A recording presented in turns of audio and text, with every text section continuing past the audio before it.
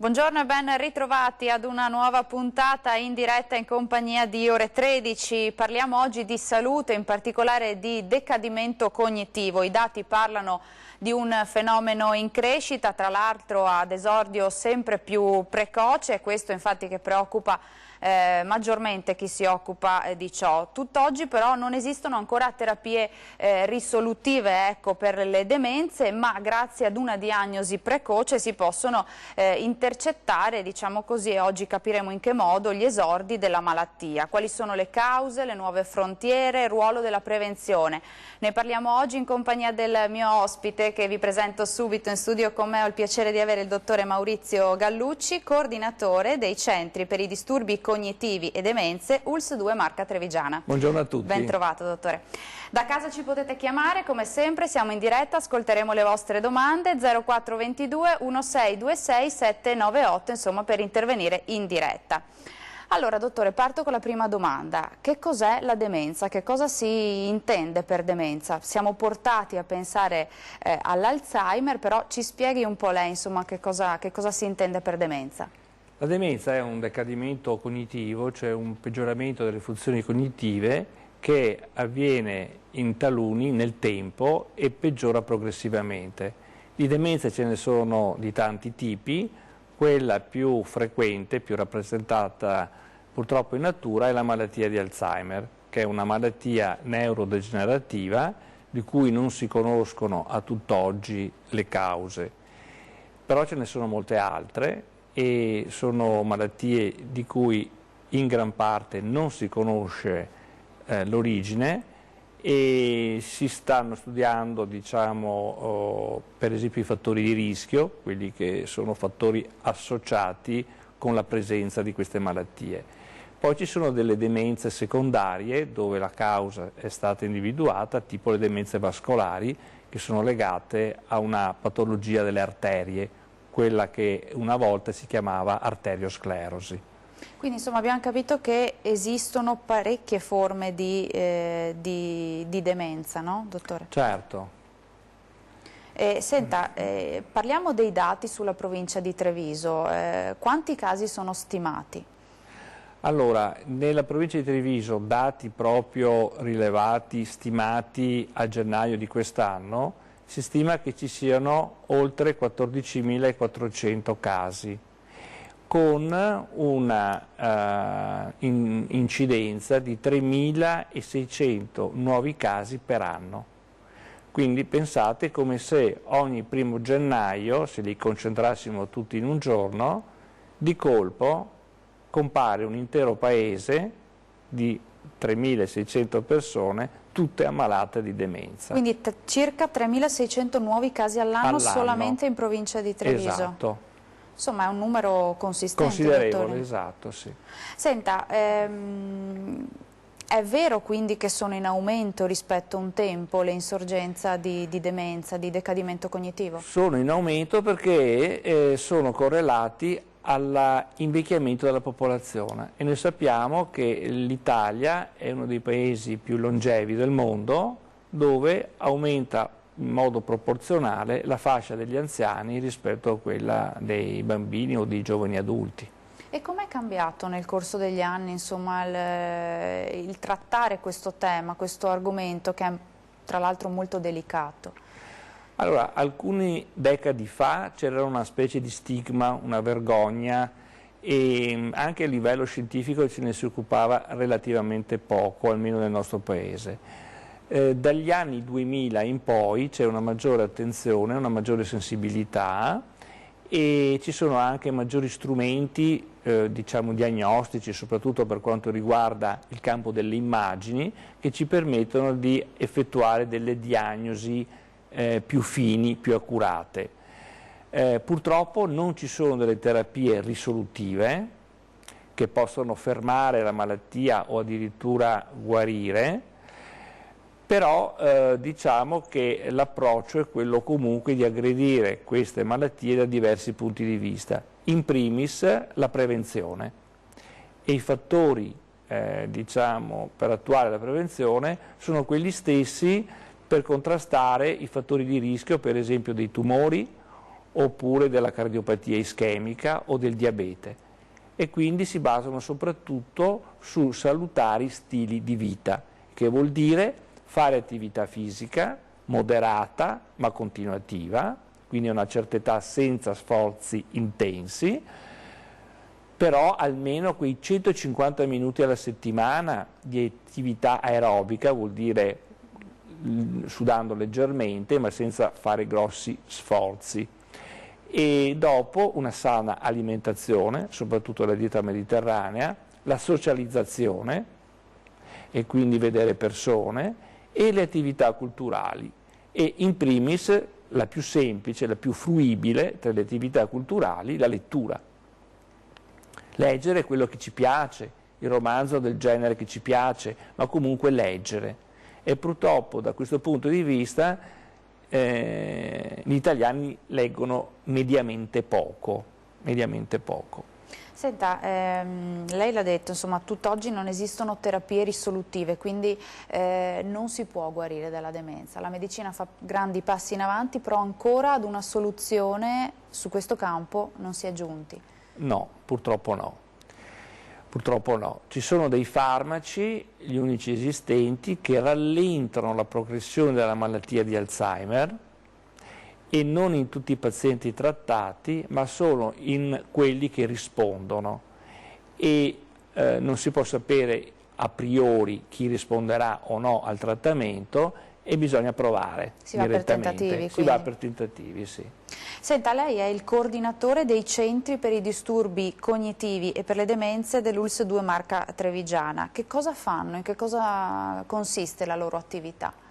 Allora, i centri per i disturbi cognitivi e demenze, chiamati CDCD, derivano da una struttura precedente, una denominazione precedente, le UVA, Unità Valutative Alzheimer, nate col progetto Cronos, che ha, diciamo, permesso di utilizzare un particolare tipo di farmaci, detti anticolinesterasici, nei pazienti affetti da malattia di Alzheimer. L'eredità, diciamo, più importante di questo progetto Cronos, partito in Italia nel 2000, non è stato tanto la fruibilità di questi farmaci erogati attraverso il sistema sanitario nazionale, prima invece i pazienti dovevano pagarseli, ma soprattutto l'eredità di una rete di centri di riferimento esperti in tutto il territorio nazionale. Ecco, stiamo anche vedendo proprio quello che riguarda il progetto Cronos, no? Quindi l'obiettivo è stato quello, ed è quello, di migliorare la qualità di vita e di salute delle persone, insomma, che sono affette da demenza. Sì, il progetto Cronos è nato sulla spinta delle associazioni nazionali di familiari per la concedibilità gratis di questi principi farmacologici, ma dicevo, l'eredità più importante è aver poi lasciato sul territorio nazionale l'esistenza di centri esperti che prima non esistevano e dedicati alla diagnosi e al trattamento di queste forme. Attualmente i CDCD fanno anche altro, quindi oltre alla diagnosi e al trattamento, e quindi anche il monitoraggio di queste terapie, le persone vanno seguite anche per anni.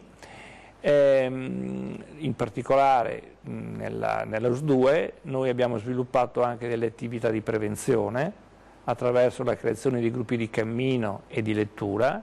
Abbiamo un laboratorio di stimolazione cognitiva, che è una forma di terapia non farmacologica che ha gli stessi benefici dei farmaci, quindi non risolutiva ma comunque degli effetti li ha, e dopo collaboriamo con la rete dei servizi, quindi con i centri diurni, i centri di sollievo, che sono particolarmente ricchi nella nostra regione. I centri di sollievo sono dei luoghi in cui dei volontari accolgono dei pazienti in fase lieve e moderata di malattia e li intrattengono per alcune ore alla settimana, dando così sollievo alla famiglia, che quindi è sgravata, almeno per un certo intervallo di tempo, dal carico dell'assistenza. Certo. Senta, quanti centri esistono a Treviso? Ne esistono 4, quindi esiste un centro a Treviso, che comprende quello di Treviso città e quello di Oderzo, poi c'è un CDCD a Montebelluna, uno a Castelfranco e un altro a Conegliano, quindi sono ben distribuiti nell'ambito nel territorio trevigiano. Sì. E poi lei ci ha parlato di un laboratorio di neuropsicologia e di stimolazione cognitiva. Che cosa fa? Di cosa si occupa? Allora, il laboratorio di stimolazione cognitiva consiste in un insieme di tecniche non farmacologiche, quindi non vengono erogate delle medicine, che stimolano il paziente attraverso, diciamo, il ricordo di eventi passati della propria esistenza, attraverso la quindi reminiscenza, attraverso un riorientamento nella realtà. Ci sono varie tecniche che consentono al paziente di ricordare degli eventi legati al suo vissuto e di elaborare dei ragionamenti attorno a questi. Quindi sono delle tecniche che stimolano l'uso del cervello, che stimolano, diciamo, il cervello di queste persone a mettere insieme le cose, a fare correlazioni, a fare quelle cose che magari nel tempo hanno via via, diciamo, perso. Che si è disabituato, insomma, esatto, a fare. Sì. Senta, parliamo invece dell'incidenza delle demenze. C'è una prevalenza di incidenza negli uomini, nelle donne, a partire da quale età?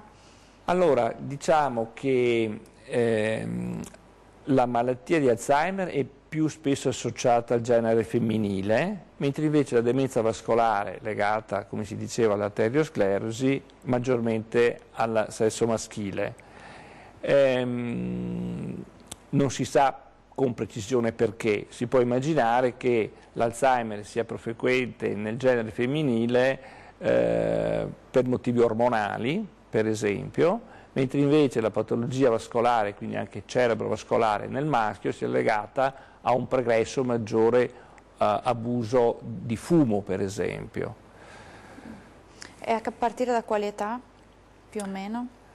L'insorgenza, insomma, è abbastanza avanti nel tempo, dicevamo. Allora, diciamo che queste malattie dementigene sono tanto più frequenti man mano che si considerano fasce d'età più elevate, però ci sono casi anche intorno ai 50-60 anni di età e negli ultimi anni abbiamo osservato un aumento di questa casistica. Quindi di questi casi è di insorgenza precoce, giovanile, quindi parliamo dai 45-50 anni. 50 in su, esatto, cinquantenni, sessantenni, quindi sono persone giovani. Giovani che guidano la macchina, svolgono una vita normale, esatto. Lavorano, sono magari in famiglia l'unica fonte di reddito. Esatto, cioè questa tipologia di pazienti comporta delle sfide, delle difficoltà completamente diverse rispetto a quelle dell'ottantenne o ultraottantenne, in quanto nei casi giovanili molto spesso, appunto, come lei ricordava, il paziente potrebbe essere anche l'unica fonte di reddito di quel nucleo familiare. Ci sono spesso in questi casi dei figli minori e quindi c'è una situazione di fragilità e di vulnerabilità maggiore.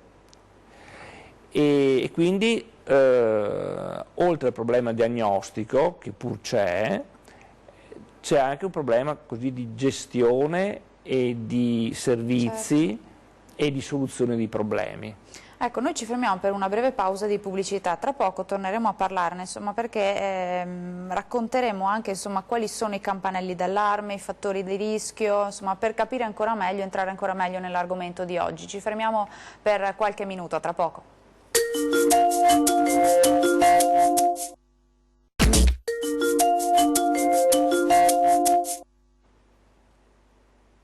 Ben ritrovati in studio, ancora in diretta in compagnia di Ore 13, parliamo di demenza, prevenzione e diagnosi precoce. 0422 1626 798 per chiamarci in diretta.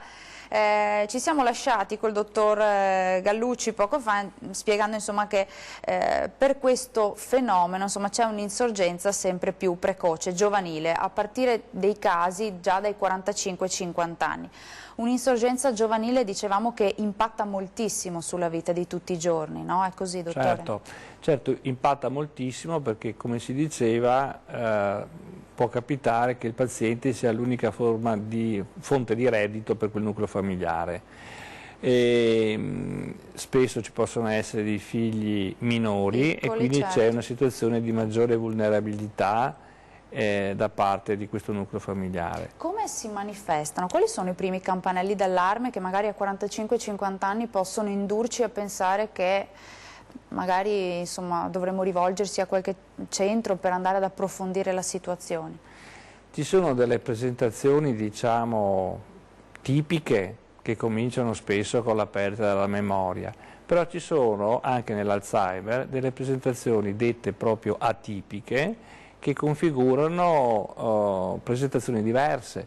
Per esempio ci possono essere delle varianti di Alzheimer di carattere frontale, quindi con disturbi disesecutivi, con difficoltà nel fare le cose, e molto spesso nelle forme giovanili noi vediamo che il paziente presenta addirittura i sintomi di una forma di demenza e anche quelli di un'altra.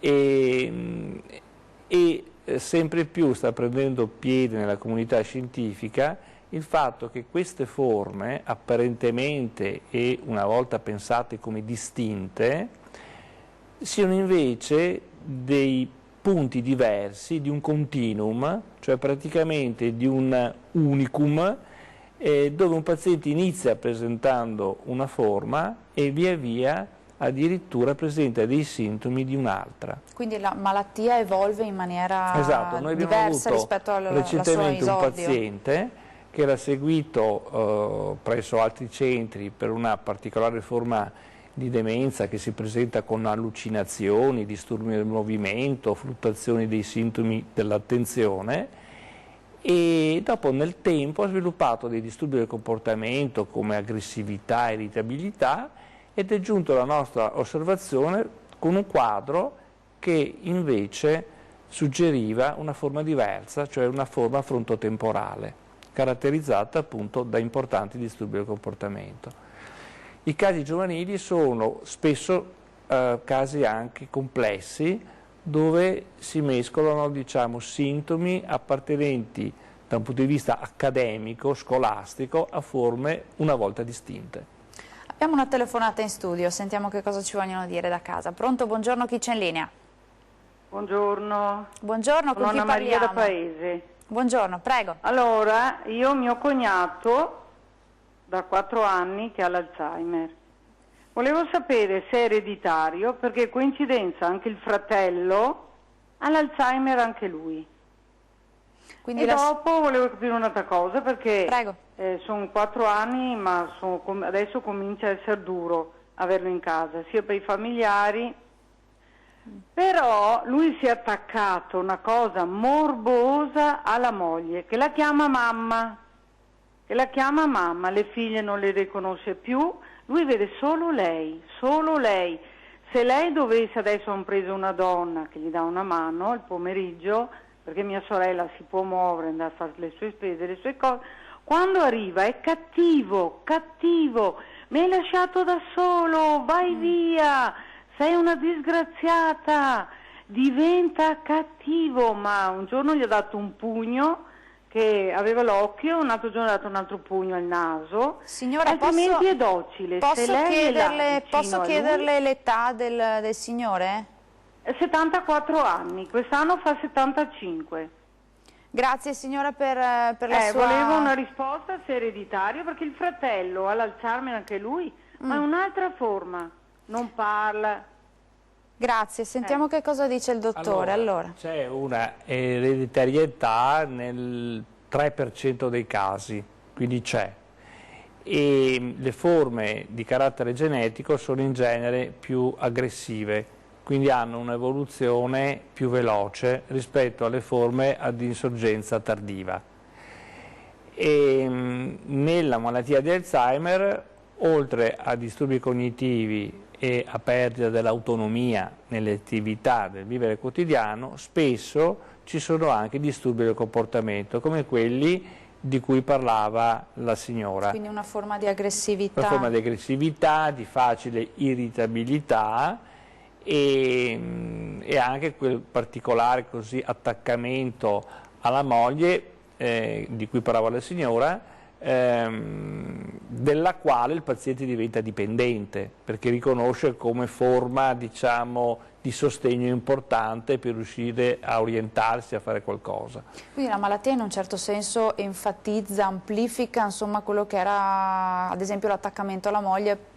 Potrebbe essere che ci fosse stato anche prima dell'insorgenza della malattia, ma la malattia lo rende ancora più in maniera esasperata. Spesso il carattere premorboso del paziente viene esacerbato dall'insorgenza della malattia. Quindi per esempio il geloso di prima diventa più geloso dopo. La persona, diciamo, che tende a isolarsi prima, dopo tende a un maggior isolamento sociale dopo aver contratto la malattia. Quindi esiste una sorta di ereditarietà, di familiarità, no? La signora diceva che anche il fratello. Sì, purtroppo sì. Nella malattia di Alzheimer e anche in altre forme di demenza di carattere neurodegenerativo. La difficoltà poi è nella gestione del paziente, insomma, della persona che è affetta da demenza. Che cosa possiamo dire alla signora? Abbiamo detto, insomma, che esistono comunque i centri di sollievo, sì. Come si può intervenire? Allora, c'è tutta una rete di supporto per la gestione di questi pazienti. Si inizia con i centri di sollievo, che sono centri gestiti da volontari, che accolgono pazienti con un grado di gravità da lieve a moderato, quindi sono abbastanza all'inizio, e li intrattengono per alcune ore alla settimana, gratuitamente. Sollevando proprio così, esatto, le famiglie, insomma, nella gestione talvolta complessa. Dal carico assistenziale. Poi per pazienti un pochino più gravi ci sono i centri diurni dedicati e nelle situazioni, diciamo, appunto importanti c'è per esempio l'assistenza privata tipo badante, oppure la residenzialità protetta, cioè il collocamento in una casa di riposo dove il paziente non solo trascorre la giornata ma anche ci dorme. Allora, abbiamo detto, tra le cause, insomma, c'è una sorta di ereditarietà, quindi insomma, se c'è un paziente, se c'è una persona in famiglia affetta da demenza, potrebbe essere che insomma anche i familiari possano in qualche modo, insomma, sviluppare la malattia, però esistono altre cause, cioè gli studi che cosa ci dicono? Allora, intanto io non allarmerei gli ascoltatori dicendo che c'è un rischio di forma genetica se c'è un caso in famiglia, perché si parla in questo ambito di casi sporadici che però sono parecchi ma non sono collegati a cause genetiche. Il rischio di una forma genetica comincia a intravedersi quando una famiglia ha 2-3 membri coinvolti, allora si può pensare che ci siano una qualche forma, 2-3 almeno membri della famiglia o comunque collaterali coinvolti. Altre cause che possono indurci a pensare che appunto la malattia si sviluppa per questo? Allora, più che cause si conoscono dei fattori di rischio. Per la malattia di Alzheimer sono l'età, perché il rischio aumenta con l'età, il genere femminile, i traumi cranici occorsi nel corso della vita e la bassa scolarità e anche un lavoro magari ripetitivo, c'è una maggiore incidenza nel settore lavorativo primario, quindi agricoltura e pesca, rispetto per esempio al settore dei servizi. Abbiamo un'altra telefonata in studio. Pronto, buongiorno, chi c'è in linea? Pronto, sono buongiorno. La signora Enrica. Buongiorno Enrica, ci dica, prego. No, io mi hanno chiamato un suo collega che devo aspettare al telefono per parlare col dottore. È in diretta, faccia pure la domanda al dottore, signora. Ah, volevo dire che mio marito ha la demenza, però vede cose strane, vede uomini in casa, vede dei vasi che esce dei bambini, dei gnomi, e lui vede tutte queste cose, lui mi dice che io sono a letto con uomini, vede casa, la casa dice che non è più sua, tutte queste cose, io non so come più comportarmi, perché delle volte mi conosce, delle volte no. Grazie signora Enrica, ascolti la risposta del dottore. Le allucinazioni sono un sintomo abbastanza presente nelle demenze. Quindi vedere delle cose esatto. strane che in realtà non esistono. È un sintomo in particolare associato a una forma di demenza che si chiama Lewy body, perché deriva dallo studioso che l'ha descritta per la prima volta, che si chiamava appunto Lewy, ed è caratterizzata da allucinazioni, disturbi nel movimento, quindi un movimento rallentato tipo Parkinson, fluttuazioni dei sintomi attentivi e tendenza alle cadute. Ecco, questi sono i 4 elementi grosso modo per sospettare una forma. Poi chiaramente bisogna fare degli accertamenti anche di carattere strumentale. Le allucinazioni peraltro sono presenti tra i disturbi del comportamento anche per la malattia di Alzheimer, però sono particolarmente spiccate e vivide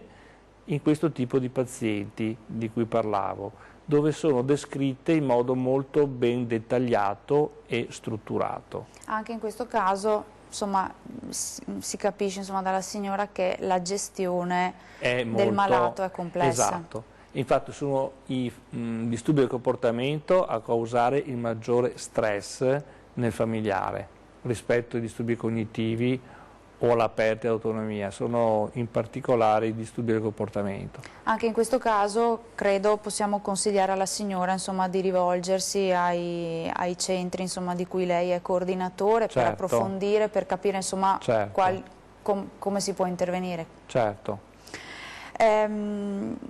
Torniamo a parlare dei campanelli d'allarme. Quali sono quelli che, insomma, ci fanno alzare le antenne?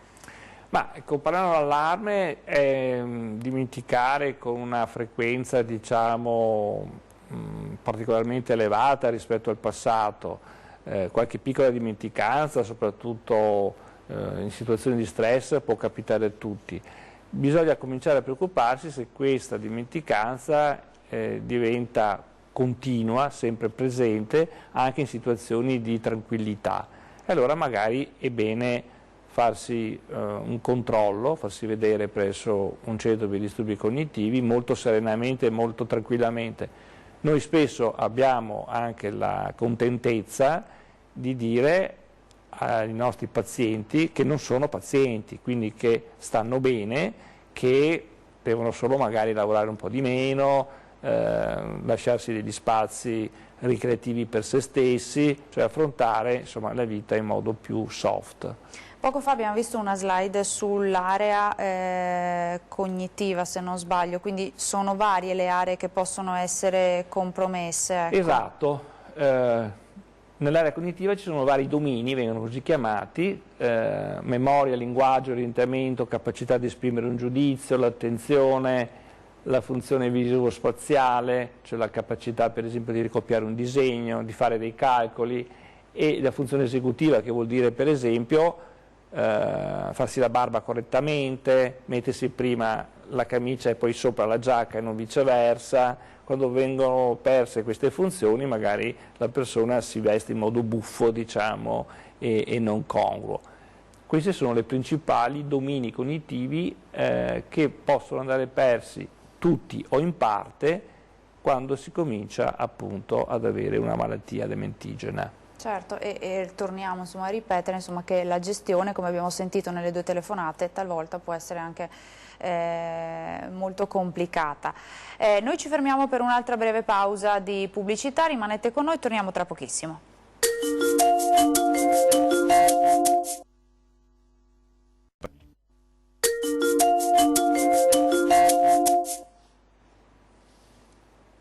Ben ritrovati in studio, ancora in diretta in compagnia di Ore 13, torniamo a parlare di prevenzione e diagnosi precoce del decadimento cognitivo, della demenza.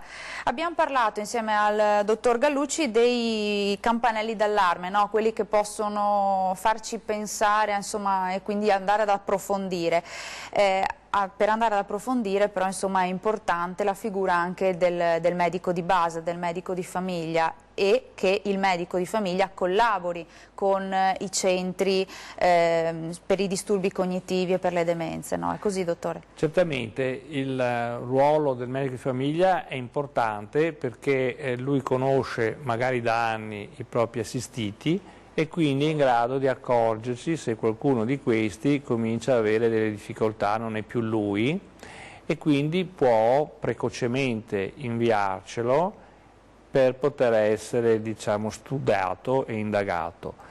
E quindi da questo punto di vista il medico di famiglia è veramente importante. Ha un ruolo importante, esatto. Certo. Abbiamo un'altra telefonata in studio. Pronto, buongiorno, che abbiamo in linea. Pronto, buongiorno? Buongiorno, chi c'è in linea? Nulla, nessuno per ora. Dunque torniamo a dire insomma che il ruolo del medico di famiglia è fondamentale, no? Il paziente magari riferisce i primi campanelli d'allarme, i sintomi, le dimenticanze, e sta insomma al medico di famiglia capire se è il caso di andare ad approfondire, no? Dicevamo. Certo, questo è fondamentale perché lui, conoscendo i suoi assistiti appunto da anni, si rende conto se qualcuno di questi comincia a virare verso un decadimento cognitivo, ed è importante che ci sia un invio, diciamo, precoce.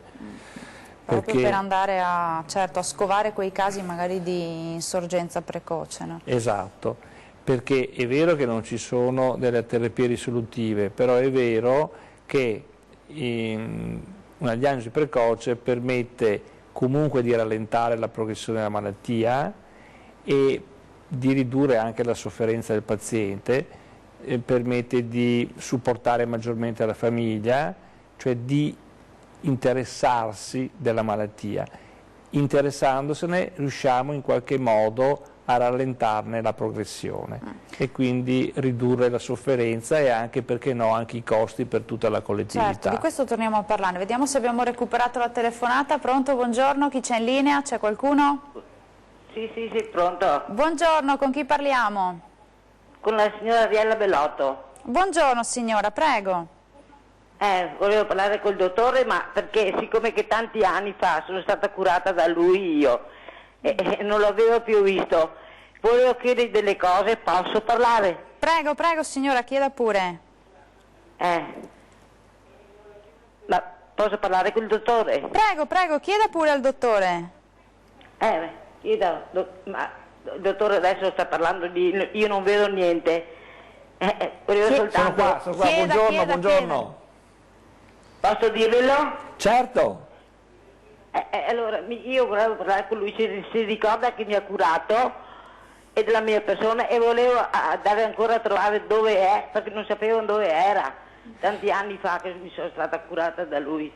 Guardi, da almeno 3 anni e mezzo siamo in centro città di Treviso, a Borgo Cavalli. Sì, guardi, sono al Ponte della Priula.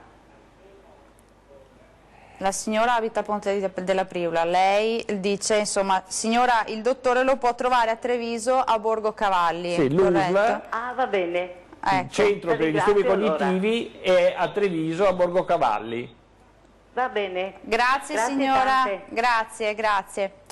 Dove eravamo rimasti? Dicevamo sì, ecco, il rallentamento della malattia, ma ne parliamo subito dopo perché dobbiamo parlare di una cosa molto importante. Il 20 settembre, proprio credo anche in concomitanza con la giornata mondiale dell'Alzheimer, no?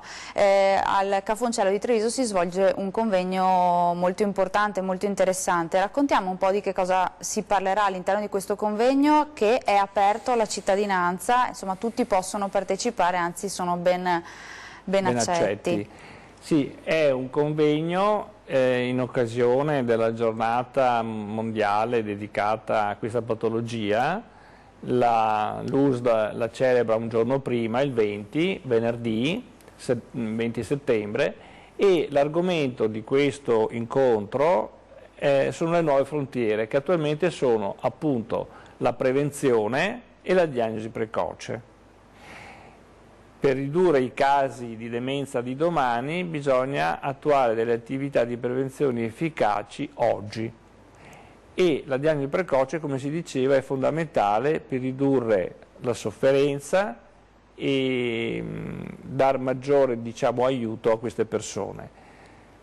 La prevenzione si basa su cardini, diciamo, molto semplici da dire, magari più difficili da mettere in pratica per ciascuno di noi. Un'attività fisica moderata ma continuativa, almeno 150 minuti di attività aerobica, vuol dire senza grandi sforzi alla settimana, una dieta mediterranea, poi socializzazione, quindi non rimanere isolati, vedere persone, confrontarsi, parlare, scambiare opinioni, e poi attività culturali. Ogni attività culturale ben venga, e in particolare quella più semplice che noi proponiamo è la lettura. Per questo l'USL 2 ha realizzato dei gruppi di cammino e dei gruppi di lettura strutturati, con la collaborazione, per quanto riguarda l'attività fisica e il cammino, con un'associazione sportiva dilettantistica, Strada Facendo, mentre invece per quanto riguarda i gruppi di lettura abbiamo un'associazione di lettrici che fanno una lettura animata, che sono dell'associazione Se la Luna. Abbiamo quindi dei gruppi che sono attivi almeno da 7 anni e che da 3 anni sono oggetto proprio di uno studio per valutare gli effetti positivi dell'attività fisica e della lettura nella prevenzione del decadimento cognitivo. Di questo ne parliamo tra poco, quindi tenersi in movimento non solo con l'attività fisica, ma tenere in movimento anche la testa, perché sono due cose estremamente, diciamo, congiunte, collegate. Abbiamo un'altra telefonata in studio. Pronto? Buongiorno, chi c'è in linea? Sì, buongiorno. Buongiorno. Mi chiamo Luisa e volevo chiedere al professore praticamente lo stress, perché accudire una persona malata di Alzheimer o demenza può causare uno stress, e volevo chiedere se nel tempo poi anche la persona appunto può avere problemi simili.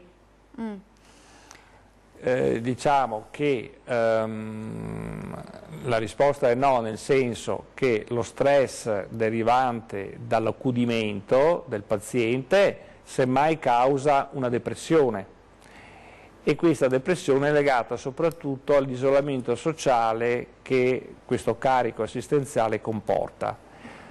Tanto è vero che ci sono le associazioni dei familiari.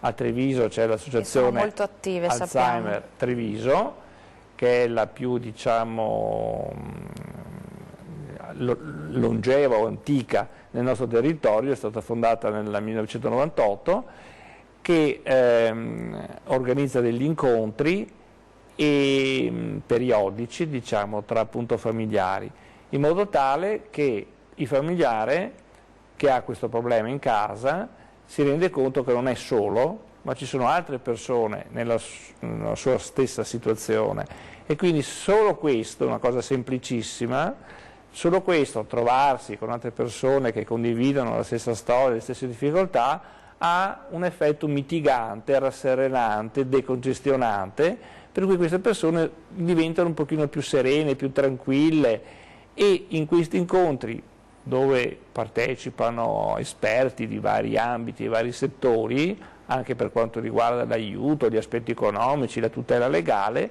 imparano anche a, come dire, a fruire dei servizi, delle opportunità, degli aiuti e contributi economici che la normativa prevede. Certo. Quindi quello che è da evitare è l'isolamento sociale, anche e soprattutto durante l'assistenza. Quindi condividere insomma, anche con le altre famiglie le esperienze. E, diciamo, noi abbiamo un servizio che abbiamo chiamato il filo di Arianna, quindi come usa il Centro per i disturbi cognitivi, dove per persone che fanno i caregiver, quindi che fanno l'assistenza, il familiare, che si sentono particolarmente stressati o depressi, noi dedichiamo alcune ore di personale di psicologia, quindi sono delle psicologhe che danno supporto psicologico, si parla di counseling psicologico per queste problematiche. Dopo, anche attraverso le associazioni diciamo Alzheimer del territorio, si può ottenere anche dei momenti informali di aggregazione e condivisione di queste problematiche. Anche perché, insomma, l'abbiamo detto, insomma, prendersi cura delle persone, di un familiare con demenza è sicuramente un carico molto importante, non c'è però una strategia univoca che vada bene per tutti, insomma, le famiglie, diciamo così, anche perché ogni malato è diverso dall'altro, certo, ogni malato è diverso dall'altro, quindi l'approccio è sempre così, diciamo, diverso da malato a malato. Anche l'ambiente in cui vive il malato è sicuramente molto importante, no? Perché esatto. Insomma in qualche modo condiziona la malattia. Esatto, l'ambiente per esempio deve essere ben illuminato, senza barriere architettoniche, non deve essere, diciamo, non deve avere delle superfici calpestabili sdrucciolevoli, quindi è bene togliere i tappeti, avere dei corrimano, le barriere architettoniche, insomma, ridurre le barriere architettoniche che purtroppo esistono, e, insomma, però possono essere, diciamo, risolte e rimosse. Noi ci fermiamo per l'ultima breve pausa di pubblicità, ancora qualche minuto e poi torniamo, tra poco.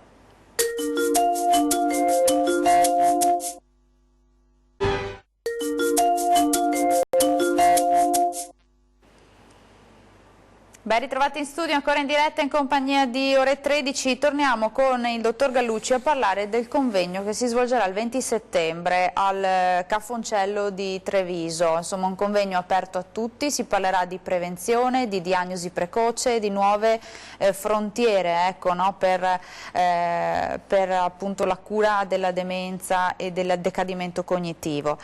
In quell'ambito, quella mattina, si parlerà anche di uno studio molto importante realizzato dall'ULSS 2, uno studio unico in Italia, è corretto? Ce lo spiega? Sì, è corretto. Alcuni anni fa abbiamo cominciato a proporre dell'attività fisica e l'attività della lettura a diciamo, cittadini con un decadimento cognitivo lieve. Gli anglosassoni parlano di Mild Cognitive Impairment, MCI, e sono persone che non sono considerate malati, ma che hanno purtroppo un rischio di evoluzione a demenza del 10% anno in assenza di interventi. E che hanno già quindi sviluppato qualche campanello d'allarme, qualche sintomo? Qualche piccola dimenticanza, qualche difficoltà nel ricordare, e che comunque mantengono un'autonomia ancora totale nelle attività del vivere quotidiano. Quindi c'è una definizione più precisa per la identificazione di queste persone. Noi abbiamo proposto a queste persone dei gruppi strutturati di attività fisica e di cammino associati a dei gruppi di lettura. E da 3 anni questa attività è diventata anche un progetto, uno studio dell'USL, con un gruppo di partecipanti e un gruppo di persone che fungono da controlli, nel senso che magari vorrebbero partecipare, ma per distanza abitativa o carenza di mezzi di trasporto non partecipano. Entrambe le due popolazioni noi le seguiamo ciascuno almeno per 1 anno, con 4 controlli di carattere clinico e neuropsicologico nell'arco di 12 mesi. E quindi abbiamo consapevolezza della evoluzione sì o no di queste persone verso o la demenza o anche una maggiore fragilità. Non ci può svelare chiaramente, perché lo farete il 20 settembre, cosa è emerso da questo studio, ma ci può anticipare qualcosa? Noi ci siamo concentrati soprattutto nello studio della fragilità, che è un concetto, diciamo, nato in ambito geriatrico e che rappresenta una certa maggiore vulnerabilità che la persona ha con l'invecchiamento nei confronti di agenti stressanti e potenzialmente patogeni. E abbiamo visto che l'attività fisica e la lettura sostanzialmente fanno bene e proteggono dal diventare più fragili e quindi più vulnerabili alle malattie e alla disabilità e quindi anche poi alla morte. Quindi insomma uno studio quindi per coloro che ne vogliono sapere di più, venire insomma il 20 settembre alle 8 in sala riunioni dell'ospedale Cafoncello, ecco, che verrà illustrato molto questo interessante studio. capire insomma che cosa è emerso. Abbiamo una telefonata in studio, sentiamo che cosa ci vogliono dire da casa. Pronto, buongiorno, chi c'è in linea? Buongiorno, buongiorno a tutti, buongiorno dottore. Buongiorno. Sono una vecchia infermiera perché queste cose mi piacciono molto, poi mi piacciono anche perché ho avuto mia madre che mi è mancata da poco con un fattore di demenza protratto, per cui adesso mi viene in mente, sentendo così, che magari non l'ho portata a sufficienti controlli, per cui la cosa è un po' progredita a domicilio fino alla morte. Comunque, allora, ci sarà sicuramente il 20 perché nonostante ciò mi incuriosiscono queste cose, che poi io ho 60 anni, ma mi va bene anche informarmi per me medesima. Però quello che volevo così puntualizzare, esprimere al professore era questo, no? In teoria mi affaccio alla società in periferia, perché a Treviso magari la gente è molto più scaltra, ma in periferia, dove le strade sono più rade, la gente che ha in casa un demente, purtroppo cosa vedo? Vedo che il demente è molto solo. Allora io dico, perché non ero andata a parlare con qualche assistente sociale del comune di zona, attorno al comune di Morgano, Paesi, Strana, Vedelago, così. Perché non prendere queste persone e portarle obbligatoriamente? Ci sono i pulmini di volontariato, che ne so, 1 o 2 volte alla settimana, indipendentemente adesso che ci sono questi centri di sollievo che raggruppano 3-4 persone per comune, ma anche quelli che non sono proprio dementi del tutto, che per i familiari magari sono parzialmente lucidi, invece non lo sono. Un po' per vincere la solitudine, no? Soffrono di solitudine, appunto, immensamente. Poi io provo a proporre loro, siccome sono sensibile a questa cosa, perché ho convinto mia madre, ma mi ha fatto proprio diventare molto sensibile per gli anziani. Dico, vuole, signore, che magari ci troviamo con quelle signore che conosce a giocare alle carte? La signora, nella sua fase buona, mi dice, magari mi trovassi con quelle... Allora capisco che chi non può più muoversi perché le gambe non si muovono, mantengono una certa lucidità, un po' ma comunque un po' di demenza c'è e basta, trasversalmente. È difficile trovare un novantenne che non abbia un po' di demenza, secondo me, secondo la mia esperienza. E poi dico anche, questi familiari in demenza, da soli, seguiti magari da una badante che non ha una grossa preparazione, dai familiari stessi che non sono preparati. Anche questo è il problema. Signora, io la devo far concludere perché appunto stiamo chiudendo. L'unica cosa, perché non fare in modo di proporre per i comuni e i sociali di raggruppare, invece di mandarli in casa di riposo, 3-4 pazienti dementi così in una famiglia, meno spese. Loro si fanno compagnia perché si conoscono, invece di una banale che ne vorranno 2-4, ma si fanno compagnia, c'è movimento di e non stanno da soli. Grazie signora. Grazie. Sarebbe bello secondo me. Grazie. Sì, un po' il tema della solitudine riguarda molti anziani. È sicuramente interessante. Ricordo peraltro a questo proposito che molti comuni hanno i centri anziani, quindi hanno centri di aggregazione di anziani, anche diciamo cosiddetti sani, ma insomma voglio dire che possono essere frequentati anche da persone con qualche iniziale difficoltà di memoria, sicuramente favoriscono la socializzazione, quindi fanno bene. Certo. Senta, devo chiudere, siamo davvero alla fine della trasmissione, chiuderei con un messaggio, no? Quello del promuovere ancora una volta, sembra una banalità ma non lo è, degli stili di vita sani, corretti, adeguati, no, dottore? Esatto. Ha detto giustamente, pare una banalità ma non lo è, perché fare fatica facendo attività fisica, leggendo, noi vediamo che molte persone tendono a essere pigre e quindi a rinunciare a fare questo sforzo che invece è un punto fondamentale a favore della loro salute. Quindi mettiamo in moto le gambe e la testa, insomma. Esatto. Siamo in chiusura, io ringrazio il dottor Maurizio Gallucci, coordinatore dei centri per i disturbi cognitivi e demenze ULSS 2 Marca Trevigiana, grazie davvero di essere stato con me ore 13. Grazie anche a chi ci ha seguito da casa e io vi do appuntamento alla prossima puntata, arrivederci.